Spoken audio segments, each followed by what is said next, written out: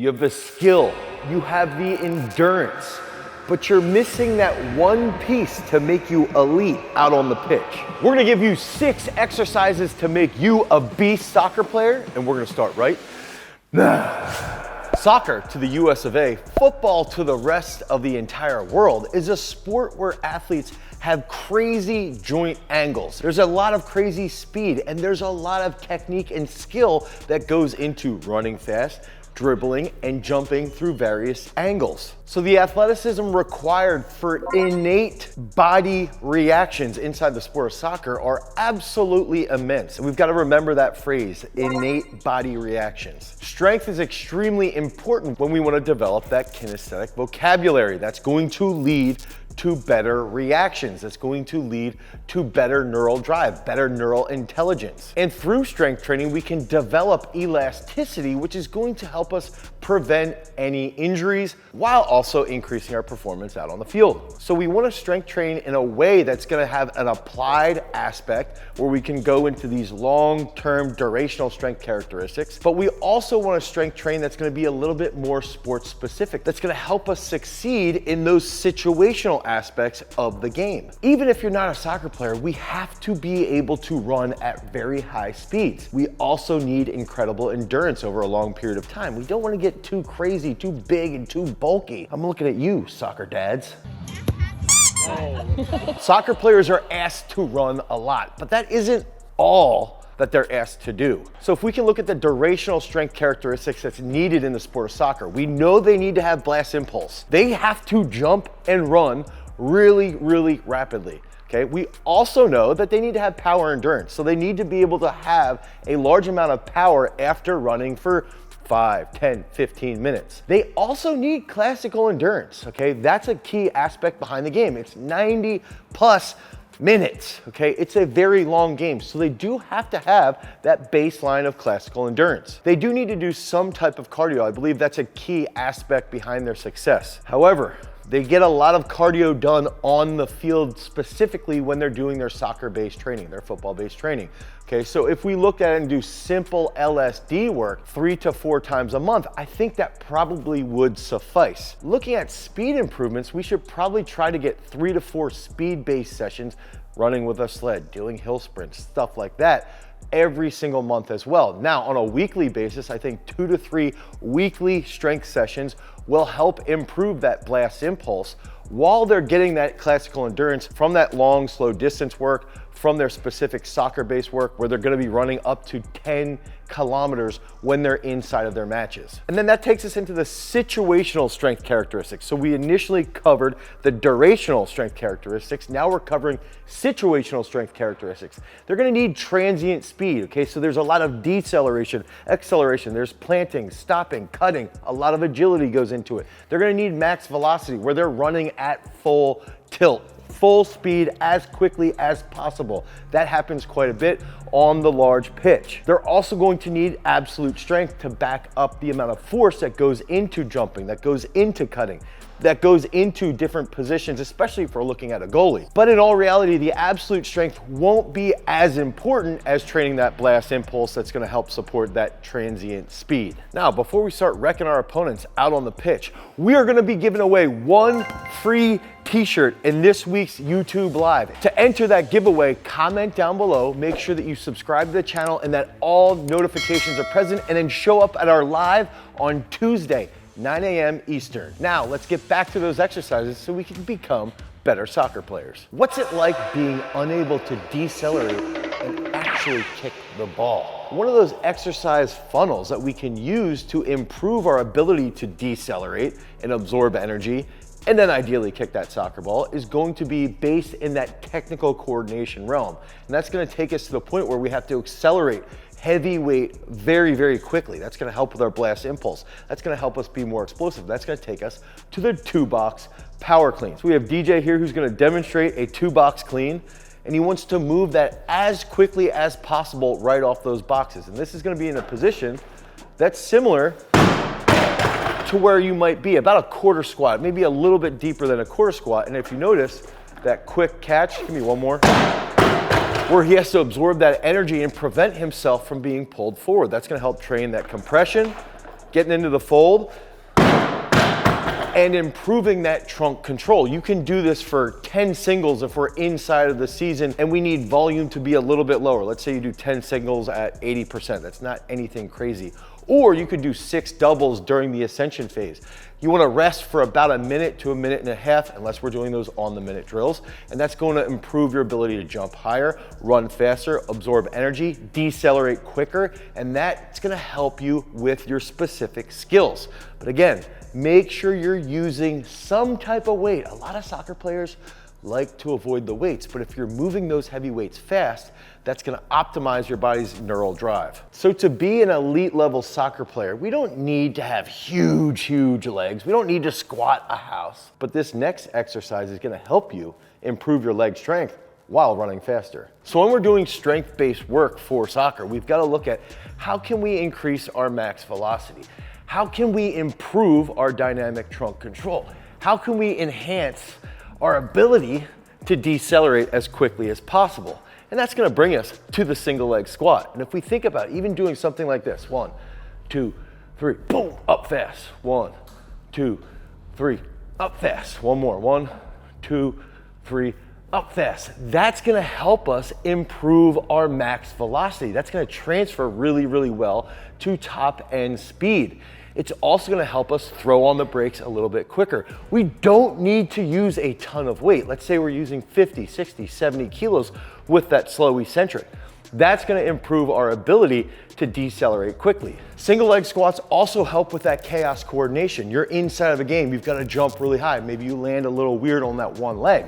If we develop our glute strength, our quad strength, even our hamstring strength, and we land in a specific way, this strength comes into play.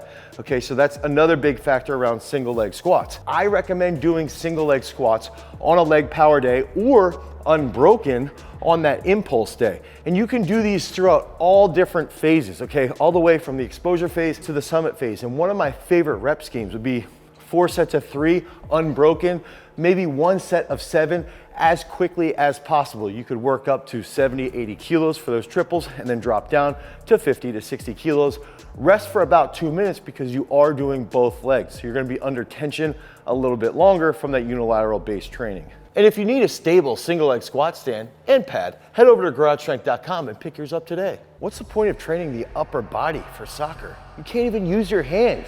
This is where training the upper body in a manner that's going to demand specific co-contractions is really important. And when we're training upper body for soccer players, we want to look at stimulating that upper body strength while also training that dynamic trunk control. And that's where pull-ups come into play. So if I get up on the pull-up bar, I want to see if I have a plate. Thanks, Jake. If I have a plate behind me here, I have to hold that position. And I can already feel my hamstrings lighting up tremendously. That's gonna force me to pull up. I wanna come down nice and controlled, sit here, and I'm gonna feel that in my hamstrings and in my abs to control that positioning. Come back up, ooh, geez, down, one more. So you can train specific exercises like a pull-up in a very unique manner by flexing those hamstrings and squeezing the trunk at the exact same time. That's gonna transfer really well to the soccer field. And exercises like these can be found inside of our app, Peak Strength. It can be hard to train specifically for your sport, but it's really nice when you have a program put together for all of those goals that you need to become a better player. Peak Strength was designed specifically for athletes just like you. So you can go in, select soccer, I want to become a better soccer player, put in the number of days that you're going to train, put in the peak date, and then it's going to design a program specific to your needs and the equipment that you have so that you can optimize your overall performance. So remember, one of those key ways behind training your upper body as a soccer player is using a unique way to increase that load and stimulating that trunk control, hamstring strength, even to a point. I would recommend doing these pull-ups with the weight on your calves or even a weight in your toes. And you can do that on the upper body power day. You could even do this on an impulse training day. And you could do, say, 4 sets of 4, and then maybe 1 drop set to failure or 1 set of 10 to 12 pull-ups. That's a really good way to strengthen your upper body, increase your trunk control, and in turn, enhance your ability to plant, cut, run faster, and be more agile with the soccer ball. When are the arms used during soccer? During throw-ins. Accessory movements are used to create mechanical tension in specific joints that might be beat up or might need to be optimized for specific movement patterns to a sport. So let's take, for example, we're talking about throw-ins. How can we actually stimulate through an accessory movement through improving our mobility and thoracic extension, our lat strength, our trunk strength as we're trying to execute a throw? And this brings us to a really, really unique exercise known as the miracle grow. And we've talked about improving that dynamic trunk control. And that's exactly how we designed peak strength based off of those specific exercises. For soccer, everything's going to come back to improving your dynamic trunk control, improving your ability to decelerate, improving your ability to absorb energy and react at a faster rate. So you can head over to peakstrength.app, the Google Play Store, the Apple iOS Store, and you can download Peak Strength today for 5 free workouts. That's 1 free week of training. The worst thing that's gonna happen is you're gonna get 5 free workouts, and you can cancel at any time during those 7 free days. But this is the step that you need to take to start your journey to attain peak strength. Now, back into the miracle grows. If we're setting up on the bench, okay, I wanna get set where my hips are able to move a little bit. I want my thoracic extension to be triggered here, and I wanna squeeze through my abs while flexing my hamstrings. Okay, so we're gonna get a diamond handle here up on the dumbbell. I'm gonna take my hat off. Actually, I'll go full bro. I wanna extend here, okay? I wanna get my elbows to flex, get deep, deep, deep, deep, come back up and extend over my face. Make sure that you are extending over your face, okay? Nice and mobile, deep. Lengthen the lats, pull, okay? One more, lengthen the lats, pull. And we need to make sure that we're focusing on elbow flexion, pull, pull, pull, boom, up fast. Okay, so this is a really, really unique exercise. Typically, it's going to be done on that upper body power day. It could also be done on impulse day, typically around 2A or 3A in the exercise selection. And we want to focus on really, really good speed and tension through our abs as we finish that exercise. I would do this during the comprehension phase, a little bit during the ascension phase, pull it out during the summit phase because it can make your triceps and your lats and your abs extraordinarily sore. You could do this for 4 sets of 7, 1 drop set of 12. It's gonna help improve that upper body mobility and your ability to freaking launch the soccer ball from the sideline. I'm sure you're thinking, when are we gonna focus on joint work? When are we gonna focus on different aspects that can improve our stability? But first we've gotta ask the question, why is the hip joint omnidirectional? Because the hip joint is so complex, it plays a major role in things like chaos coordination. And that means being able to cut in various different ways in one sequence of movements. So think about running full speed, slamming on the brakes, cutting another direction, and then getting the ball past your goalie, right? Setting up a really offensive attack. That's where we also need to train it to be more stable so that when we're hitting something at high speed, like a very rapid cut, we're able to handle that tension. And that's where this next exercise comes into play. This is going to be a banded Cossack squat. And typically I would recommend doing this with your foot on a furniture slider. Okay, so if we have this banded here, one of the things that we can do is we would put our heel here, and even just as I'm holding this, I can feel that hip adduction, okay? So there's a lot of tension inside of my hip, there's a lot of tension inside of my groin. This is gonna play a major role in even just my striking ability to actually kick the ball, okay? But what we can do is we can get set here, slide in, lengthen, lengthen, lengthen, come back up, okay? So even with the hip abduction, we can actually go through a nice, slow eccentric, and we're even gonna start to feel this anchor on this side. We're gonna have nice ankle mobility, and our knee joint is gonna track forward when we dorsiflex here. Again, lengthen, lengthen, lengthen, come up rapid, okay? So we wanna really focus on pulling through that full range of motion. Deep, up. So we're gonna feel that plant here, and then we're gonna feel almost that swing motion here. Very similar to what you're doing when you're kicking the ball.